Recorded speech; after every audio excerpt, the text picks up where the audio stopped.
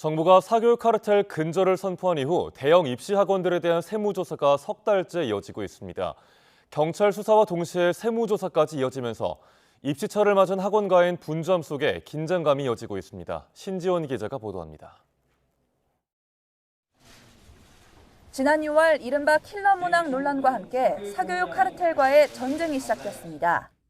견고한 카르텔로 부조리를 일삼는 학원만 배를 불리는 상황에 대해 정부는 더 이상 좌시하지 않겠습니다. 교육부와 관계부처가 범정부 대응에 나선 지 일주일 만에 학원가의 세무조사 바람이 불었습니다. 국세청이 메가스터디와 시대인재, 대성 종로학원 등 대형 사교육업체들의 수년치 회계 자료를 확보한 겁니다. 사전 예고에 따라 진행하는 정기조사가 아닌 비정기 세무조사로 회사 업종과 규모에 따라 반년 가까이 조사할 수 있고 조사 기간이 연장될 수도 있습니다.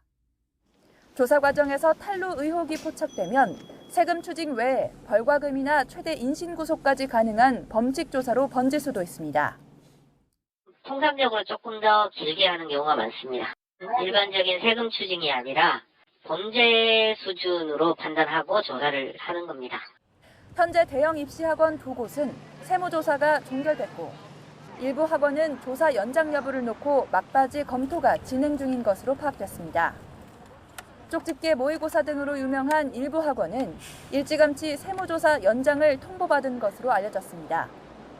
문제는 교육부나 국세청뿐 아니라 공정거래위원회나 경찰 등 수사기관의 조사도 병행되고 있다는 겁니다.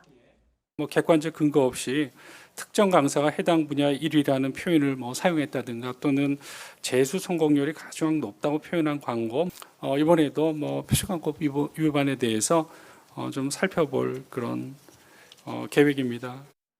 세무조사뿐 아니라 학원법이나 표시광고법 위반 등에 대한 전방위 조사가 수개월째 이어지는 상황. 여기에다 학원에 문제를 팔고 돈을 받은 현직 교사들에 대한 조사는 자진 신고자를 넘어 사실상 모든 교사로 확대해 진행되고 있습니다.